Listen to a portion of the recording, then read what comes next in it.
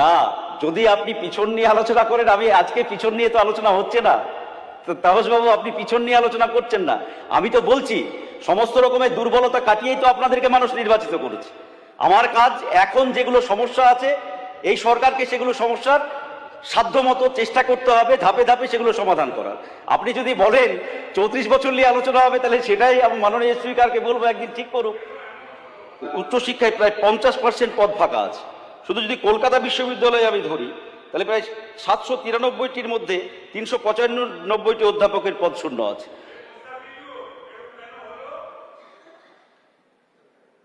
হ্যাঁ, না, যদি আপনি পিছন নিয়ে আলোচনা করেন, আমি আজকে পিছন নিয়ে তো আলোচনা হচ্ছে না। তো তাপস বাবু, আপনি পিছন নিয়ে আলোচনা করছেন না। আমি তো বলছি সমস্ত রকমের দুর্বলতা কাটিয়েই তো আপনাদেরকে মানুষ নির্বাচিত করেছে। আমার কাজ এখন যেগুলো সমস্যা আছে, এই সরকারকে সেগুলো সমস্যার সাধ্যমতো চেষ্টা করতে হবে, ধাপে ধাপে সেগুলো সমাধান করার। আপনি যদি বলেন 34 বছর নিয়ে আলোচনা হবে, তাহলে সেটাই আমি মাননীয় স্পিকারকে বলবো একদিন ঠিক করুক। হ্যাঁ, সেটাই তো বলছি। এমন হলো তার কারণ তো বলছি তো, আমি 15 বছরের রাজ্য সরকারের যে উচ্চশিক্ষা ক্ষেত্রে যে দৃষ্টিভঙ্গি, আমি প্রথমেই সেটা ব্যাখ্যা করেছি। সেই কারণেই আজকে দাঁড়িয়ে এরকম ধরনের অবস্থা শিক্ষা ক্ষেত্রে। সেইটা হতো যে আমাদের যদি শুধু কলকাতা বিশ্ববিদ্যালয়ে দেখি, তাহলে প্রায় 395টি অধ্যাপকের পদ এই সময়কালে হতো যে শূন্য শূন্য হয়ে আছে। একইভাবে হতো যে আমাদের আপনার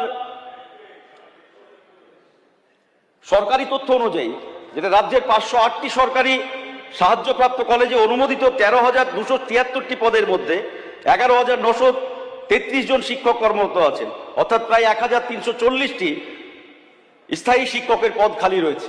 যার ফলে এই বিষয়গুলো, অন্যদিকে বিশ্ববিদ্যালয়গুলোর হচ্ছে যে 4,700টি অনুমোদিত পদের মধ্যে প্রায় 1,751টি পদ খালি রয়েছে, প্রায় 35 থেকে 40%। সেই জন্যে মাননীয় অধ্যক্ষ, আপনার মাধ্যমে আমি উচ্চশিক্ষা মন্ত্রীর এই দৃষ্টি আকর্ষণ করতে চাইছি যে স্থায়ী নিয়োগ আমাদের কলেজ বিশ্ববিদ্যালয়গুলোতে দ্রুত এই পদগুলো পূরণ না করলে হতো যে সেই জায়গাতে আমরা যে ভাবনা সরকারের, সেই ভাবনায় উচ্চশিক্ষাকে নিয়ে যাওয়ার ক্ষেত্রে আমরা পিছিয়ে থাকব। একই রকমভাবে হতো যে আমাদের কলেজগুলিতে হতো যে ছাত্র সংসদ নির্বাচন, এই সময় আপনারা সকলেই জানেন যে গত 15 বছর ধরে একেবারে ছাত্র সংসদ নির্বাচন এখানে বন্ধ করে রাখা হয়েছে। ইউনিয়ন রুমগুলো সম্পর্কে অনেক কথা হয়েছে। আমরা দেখেছি যে হচ্ছে যে আপনার কাউন্সিলরদের অফিস, বিধায়কদের অফিস দেখা হচ্ছে। আমাদের মাননীয় উচ্চশিক্ষামন্ত্রী বলেছিলেন যে ইউনিয়নগুলোকে হচ্ছে যে চেক করতে হবে, যে ইউনিয়নগুলো গত 15 বছর ধরে কিভাবে হচ্ছে যে ব্যবহৃত হয়েছে। আপনারা যারাই ভাবছেন হয়তো যে 34 বছর কি করেছে, হ্যাঁ ঠিক আছে, আমরা কখনো বলি না 34 বছরে আমরা সব সমস্যার সমাধান করতে পেরেছি, এটা কখনো আমরা স্বীকার করি না। আপনারা বলেন হয়তো বা বলবেন, কিন্তু সব সমস্যার সমাধান আমরা করতে পারিনি ঠিকই, কিন্তু গত 15 বছর যা হয়েছে তার সাথে যদি মাননীয় সদস্যরা বা মাননীয় মন্ত্রীরা 34 বছরের তুলনা টানেন, তাহলে কিন্তু সেটা এখন সমীচীন হবে না। একই রকমভাবে আমি সেই জন্যই বলছি যে কলেজ ছাত্র সংসদ নির্বাচনটা ভীষণভাবে জরুরি আমাদের রাজ্যের শিক্ষাক্ষেত্রে, উচ্চশিক্ষা ক্ষেত্রে হতো যে ছাত্রছাত্রীদের গণতান্ত্রিক প্রক্রিয়ায় অংশগ্রহণ করা, রাজনৈতিক সম্পর্কে হতো যে তাদের সচেতনতা বৃদ্ধি করার ক্ষেত্রে, এবং কলেজ পরিচালন কমিটিতে বা কলেজ পরিচালনার ক্ষেত্রে ছাত্রদের যে প্রতিনিধিত্বমূলক অংশগ্রহণ, সেটা গ্যারেন্টি সৃষ্টি করার জন্য এটা ভীষণভাবেই দরকার। শেষে শেষ যেটা হতো যে আমি যে জেলা থেকে আসছি বা আমি যে বিধানসভা এলাকা থেকে হতো যে আসছি, সেখানেও দাঁড়িয়ে হতো যে একই রকমভাবে যে জেনারেল কলেজ আছে বা গার্লস কলেজ আছে, সেইখানে সঠিকভাবে হতো যে অনেকগুলো ডিপার্টমেন্ট হতো যে গার্লস কলেজে নেই। জেনারেল কলেজে হতো যে সঠিকভাবে হতো যে সেখানে ক্লাস হয় না, ক্লাস হলে ছাত্র থাকে না। যেগুলো গত বেশ কিছু বছর ধরে এই যে প্র্যাকটিস, নোট সিস্টেম পড়াশোনা, বা কলেজের বাইরে গিয়ে হতো যে শিক্ষকরা হতো যে ছাত্রদেরকে নোট দেওয়া পয়সার বিনিময়ে, তারপরে নোট, এই ধরনের একটা সিস্টেম চালু হয়েছে, যার ফলে ছাত্রছাত্রীদের কলেজে যাওয়া, স্কুলে যাওয়ার প্রবণতা, এইটা হতো যে আমাদের দেখা দরকার। কিভাবে হতো যে কলেজগুলোতে নির্দিষ্টভাবে হতো যে ক্লাস সময়ে শুরু করা, সময়ে হতো যে শিক্ষকরা যাতে ক্লাস নেয়, সেই বিষয়টা দেখা। একইভাবে মুর্শিদাবাদ বিশ্ববিদ্যালয়, মাননীয় অধ্যক্ষ, আমি উচ্চশিক্ষা মন্ত্রীকে বলবো যে মুর্শিদাবাদ বিশ্ববিদ্যালয় নামেই একটা বিশ্ববিদ্যালয় হয়ে আছে।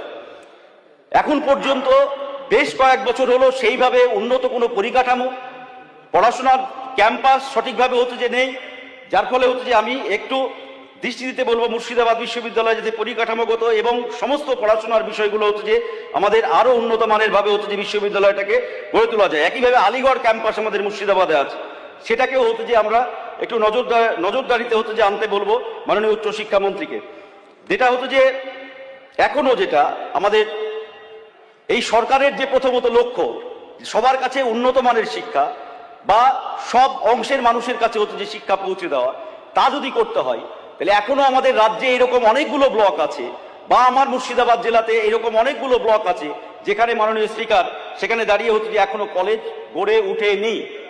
সে বিগত সরকারের কথা বললেও সেটা বলুন বা যাই করুন, গড়ে উঠেনি। আমি এই বিষয়টাতে হচ্ছে যে একটু নজর দিতে বলবো মুর্শিদাবাদের মতো জেলাতে যাতে সব ব্লকে এখনো যেগুলো বাকি আছে সেগুলোতে যাতে হচ্ছে যে কলেজে হয়।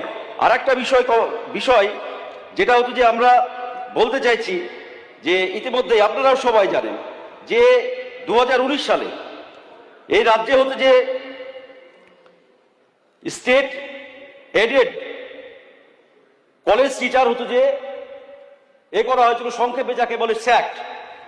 এই স্যাক্টে হতো যে আমাদের 3 শ্রেণীর সেই সময় শিক্ষককে এক করে হতো যে স্যাক্ট করা হয়েছিল, কিন্তু এই স্যাক্ট টিচাররা প্রত্যেকে হতো যে একেবারে ফুল টাইম প্রফেসরের মতো তাদেরকে জব করতে হয়।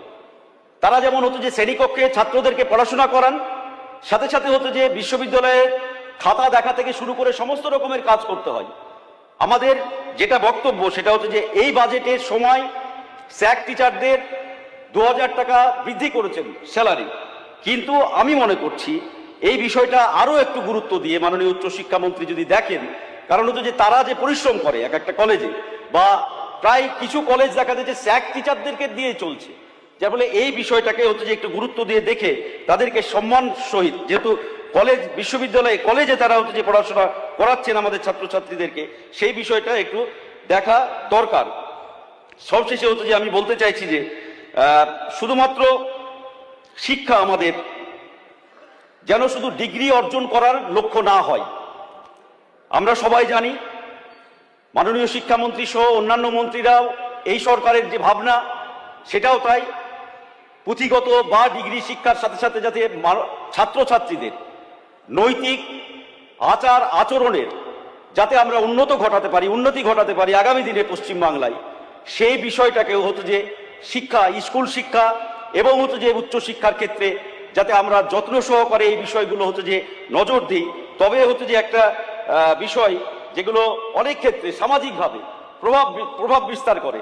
এখন ছেলে মেয়েদের মধ্যে সমাজ বিচ্ছিন্নতা বা হতো যে আপনার আত্মকেন্দ্রিকতা যে বাড়ছে, সেটাকেও হতো যে আমরা যদি প্রথম থেকেই উচ্চশিক্ষা এবং স্কুল শিক্ষার ক্ষেত্রে, আমি যেটা পরবর্তী ক্ষেত্রে আলোচনা হবে সেখানে বলবো, সেই বিষয়গুলো হতো যে আমাদের দেখা দরকার। এবং এই কথা বলেই শিক্ষাক্ষেত্রে যে ভাবনা এই সরকারের, যেগুলো ত্রুটি দুর্বলতা এই সময়কালে হয়েছে গত 15 বছরে, যেটা সব থেকে সর্বনাশের জায়গায় নিয়ে গেছে এই শিক্ষা ব্যবস্থাকে, বিশেষ করে উচ্চ শিক্ষা ব্যবস্থা এবং স্কুল শিক্ষা ব্যবস্থাকে, আমি অনুরোধ করব এই সরকার, নতুন সরকারের কাছে এবং নতুন মন্ত্রীদের কাছে, সে একদম ভেঙে পড়া উচ্চ শিক্ষা ব্যবস্থাকে যাতে আবার আমরা পুনর্গঠিত করতে পারি, আবার আমরা হচ্ছে যে পুনর্গঠিত করে এ রাজ্যকে শিক্ষার ক্ষেত্রে আরো এগিয়ে নিয়ে যেতে পারি, সেই কাজ সেই দিকে দৃষ্টি দিবেন এই সরকার এবং এই মাননীয় মন্ত্রী। এই কথা বলে সবাইকে ধন্যবাদ জানিয়ে, আর মাননীয় স্পিকারকে ধন্যবাদ জানিয়ে আমার আলোচনা শেষ করলাম। দেশের যে কোনো প্রান্তের কাজের উদ্দেশ্যে যাওয়ার কথা ভাবছেন? কোথায় পাবেন তাৎক্ষণিক ট্রেন ও ফ্লাইটের টিকিট? আমরা মুর্শিদাবাদের সবচেয়ে বিশ্বস্ত এবং নির্ভরযোগ্য ট্রাভেল এজেন্সি বাপি ট্রাভেলস। আমরা তাৎক্ষণিক ট্রেন এবং ফ্লাইট বুকিং এর সঠিক পরিষেবা এবং পরামর্শ দিয়ে থাকি। আমাদের অভিজ্ঞ টিম 24 ঘন্টা প্রতিটি ধাপে আপনার পাশে থাকবে। আপনার টিকিট বুকিং থেকে শুরু করে বোর্ডিং পাস, এমনকি এয়ারপোর্টে প্রবেশ পর্যন্ত। তাহলে আর দেরি না করে আপনার যাত্রাপথকে আগের চেয়ে আরো সহজ ও নিরাপদ করতে আজ যোগাযোগ করুন আমাদের সাথে। আমাদের ঠিকানা ডোমকল বাস স্ট্যান্ডের নিকট, মুর্শিদাবাদ। যোগাযোগ নাম্বার 9134343408 অথবা 9775750808।